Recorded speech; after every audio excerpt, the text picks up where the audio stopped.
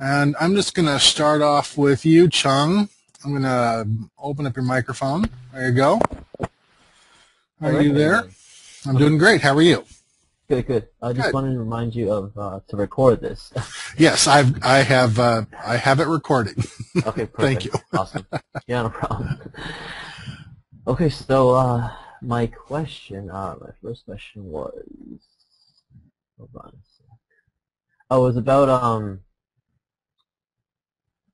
setting up how to hire someone and how to what's the best way to hire someone to work for you in terms of web design, or whether, for example, I could do the basic stuff, but in terms of the more advanced design, I want to hire someone who can do that for me, and then what I'll do is I'll probably sell the website, or I'll keep it for myself.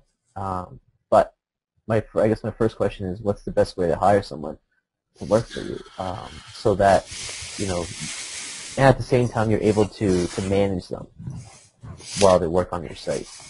Well, I think you have a couple things going on there. One of them is, how do you find somebody to do that job, right? And the way I have hired people in the past is through, actually, I was just going to say through oDesk and Elance, but actually I hired somebody off of the forum as well. Okay. And the person I hired off of Elance doesn't actually work on my site, right? She just does my transcriptions. Uh-huh. But it's very convenient to have, that kind of a remote relationship. And Yeah.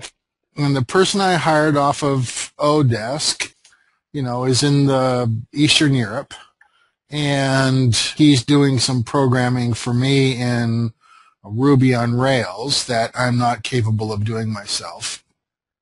And I just put a little, job posting on oDesk, and, watched and waited as the proposals came in. The time I hired somebody off of the forum, it wasn't off of the Thesis forum. Actually, it was off of the Wishlist member forum, and it was a person who did the same thing I do on Thesis. She did for Wishlist member. She was always answering questions on the forum, and so I asked her if she would help me with a little programming task with Wishlist member. Okay. So, I guess the how to find somebody kind of comes down to, either using one of the outsourcing services and just putting a job on there and seeing how people come, what kind of proposals you get back, or it involves finding, somebody specific that you see in whatever community you happen to be in, and, and seeing if they're interested in doing the job. There are a lot of people on the Thesis forum that are advertising to help. Yeah, exactly. Actually, okay. Sorry. No, go ahead. Well, and so then I'm on the other end of that too. Okay. That is, I do programming for a guy who's on the forum a lot. I don't, when he has a particularly difficult programming task, I get an email from him. And he just approached me off of the forum. I've never advertised on the forum to get programming work, but he just sent me an email off of the forum and asked me if I'd be willing to give him a hand on, a couple of little things like that. And so I guess that just goes to say that's how I've been hired to do individual programming parts, and that's how I've hired people to do individual programming parts. Okay. No, I appreciate that. Actually, I don't think I was very clear when I was asking the question on stage. Okay. But, I've actually hired a few people in the past, but they haven't worked out very well. It could be because I didn't know a lot about, or actually I didn't know anything about designing and programming, and that's probably why it wasted. I guess it was a lesson learned, but I spent money to learn mistakes that I'm sure other people that did the same thing probably could have told me. But I mean, I don't have a problem with finding people. Oh, it's okay. just I kind of have a I'm trying to find out the process, because now I've found I have a couple people that I'm gonna test, but the thing is that once I test them, like what is the best way to test them so that you're literally on top of them? Well, not literally on top of them, but like you're actually able to manage or see how they're working on your project. Because I know with oDesk, it's kind of I've never dealt with oDesk. I dealt with this other program that I think it was like Online PHP or something. Anyways, it was another place where I found outsourced workers, and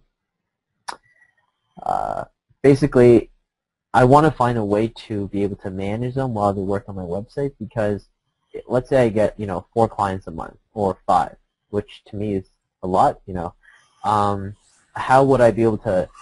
I'm like the project manager. How would I be able to manage all these websites and information and documents coming in? Like, I've used Basecamp and stuff like that. But as far as that goes, like, I'm kind of wondering from your perspective, how you found, like, what do you do to make sure that it's kind of a step-by-step kind of thing? Because I find that's kind of how the way you work at things, right?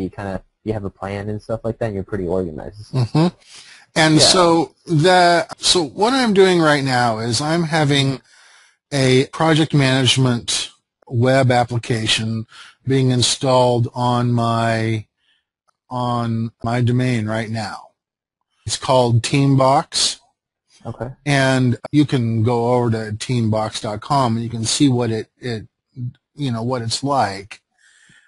I have just recently hired a full-time employee from the Philippines to help me do video editing and content management because I'm just too busy to do all of it. And so I don't get to do as many videos as I want to do because it takes me so long then to go back and edit them.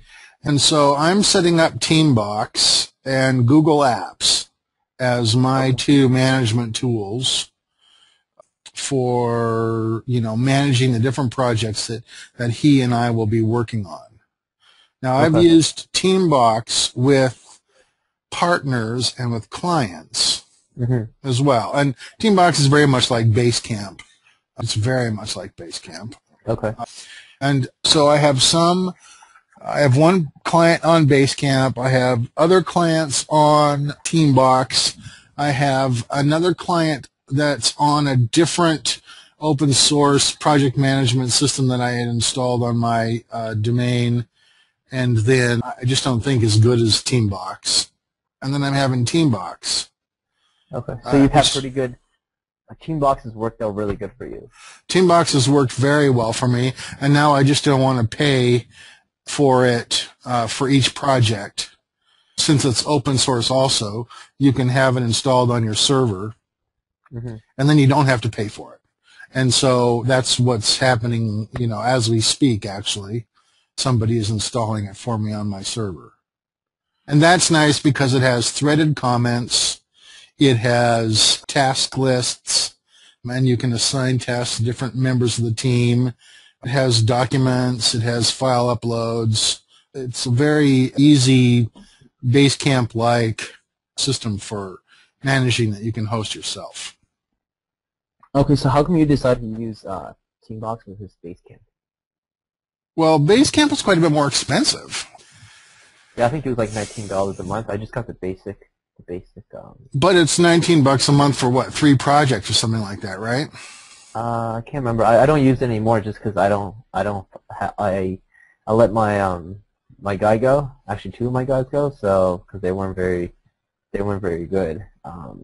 But that was kind of my other question: is how do you in terms of where to find them, how to find them, how to communicate with them, how to pay them, I'm okay on, but how to determine whether you need to let them go or whether they're worth staying or not is the difficult thing for me, because especially like web design, which I know not too much. I mean, a lot more now after I've gone through your videos. But do you have a template that you use, or how do you kind of go about testing someone to see if And what is your duration of this test, or do you even do that at all? To see if they're I didn't do that. for- I just did interviews. Just okay. And, you know, today was his first day. I mean, Okay. you're asking me at a juncture where I just made a decision about that. And so Okay. I didn't test them. You know, I know that I'm better at all this stuff than he is. Okay. So all I have to do is, review his stuff before we try it. Okay. And if I was going to have him work on a client's site, which I'm not, but were I to do that, I would have a completely separate development site that he worked on. Okay. For example, like. Well, for example, I did a website for a guy called ManhattanGoldRefinery.com. And I just set up a subdomain on one of my servers that was, I think, gold.tailoringtheweb.com, and that was the development server that I used to build the site, and got it all the way to the point where the client liked it. And then once he was happy with that, moved it onto his site. And that's how I would do it with, especially with an employee, and especially when you aren't absolutely confident in the way that it's going to turn out, is I'd have them work separately on something that the client doesn't see. Okay. And so, because when you talk about servers, it's kind of over my head. You mean? Well, just my host. Like, okay, just your, okay. So you're not talking about an actual physical server at your home? No, your office? just the host. So, just the host. Okay. So for example, Teambox is being installed right now at Bluehost on one of my Bluehost accounts. Okay. And who's your hosting company? I use HostGator right now. Okay, well, HostGator actually also allows the installation of Ruby on Rails applications, and HostGator, you could have Teambox installed at HostGator as well. So, but that's what I mean by my server. I don't have a physical server. I have a whole bunch of different hosting accounts. Okay. Okay, so now this Ruby something, I've never even heard of this before. What is this exactly in a nutshell? Ruby is a programming language similar yet different from PHP. Okay. It's a different web application framework or language. I just said everything I know about it. Okay. I'm not a Ruby programmer, and I'm not likely to become one. It's just a different language, different than PHP. Right, okay. But anyway, not all hosts allow Ruby installations. So, but HostGator does, and Bluehost does. Okay. So how do you test them? I just think you interview them. Yeah. And 3 times. Do you have a list of questions that you kind of go over? I'm sorry I'm asking so many questions. I'm just trying to... I did. I had a list of questions that, I put together a job description, and then I put together a list of questions that I wanted to have answered, and then, just to make sure there wasn't going to be a language barrier problem, I sent them the questions in advance, and then we just talked about them. Okay.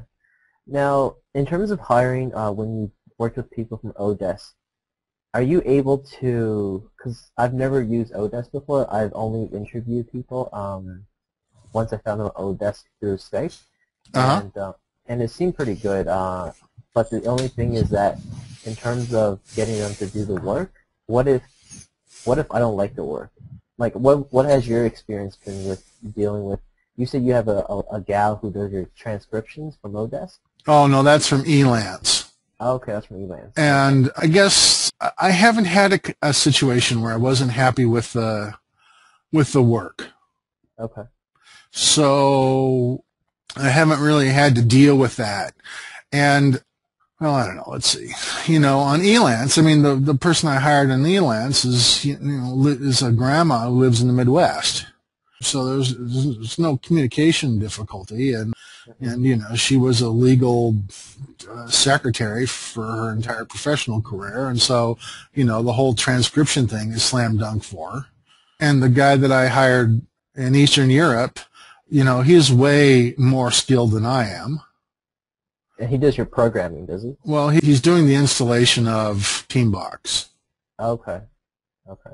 So, and so it seems like you're getting a lot of the top quality or guys or gals who do very good work. Do you have did you have to work a lot on your job description, or did you just kind of?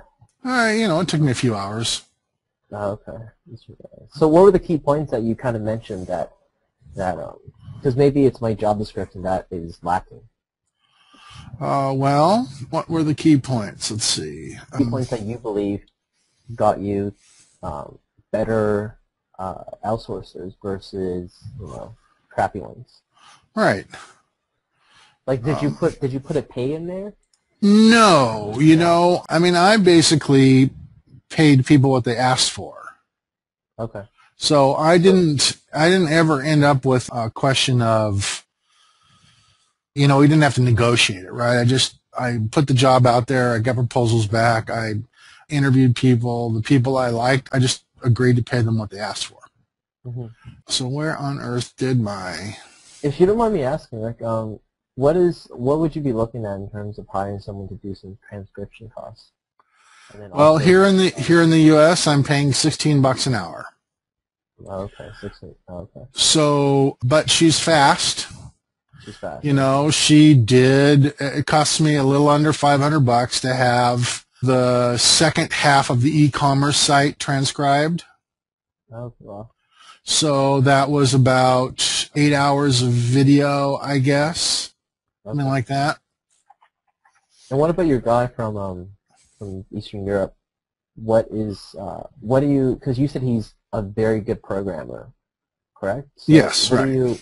What would you look for in terms of, what are some of the qualities that you look for in a top programmer like that, and what do they expect to get in pay? Well, the two things I would have looked for there were, good communication skills. That is easy to just, understand, so that when you tell them what you want to do, it's clear to you that they understand what you're asking them to do.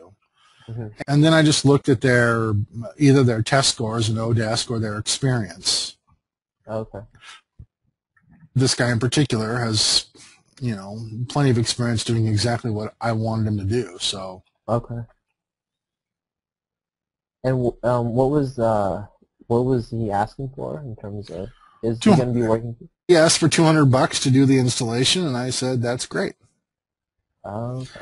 So are you looking to hire anyone, full-time or part-time? Actually, I do have somebody working, like I said, starting today, working full-time. Oh, from the Philippines. Right. Okay. And what's their task? He is mostly managing the video content. So he'll be editing video content, getting it posted. He's going to also help me put together a marketing program. I haven't done any marketing on my site at all, really. And so now that we are where we are, we want to start marketing, and so he's going to help me with that. Okay.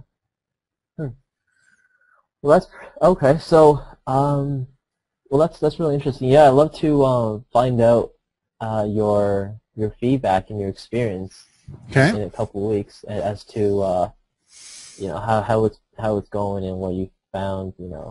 Sure. Yeah, that'd be very cool. I think a lot of people would benefit from that. Yeah. Yeah. So. Well, I'm expecting to have he's probably going to hear this, right? I'm expecting to have a great time with Chris. Chris is a very bright young man who is personable and well-spoken, and understands what we're doing. And I think it's going to be just terrific. I'm really looking forward to making this website successful with his help. Okay. So excellent. Yeah, because I'm always looking for I am looking for designers and programmers, and for me it's always easier and most of the time better to get a referral from someone where I would interview them based on the referral than to just get someone random out of oDesk or Elance or something where I don't know them. So I don't know if it works out for you and he has friends who might be interested in a position as a programmer or designer, then send him my name or email. Okay, well, so Chris, if you're when you're editing this video, look up Chung Tang and let him know if you've got any buddies who need a job. Yeah, it's just Chung Tang #2 @gmail.com. Thanks, Chris. Okay.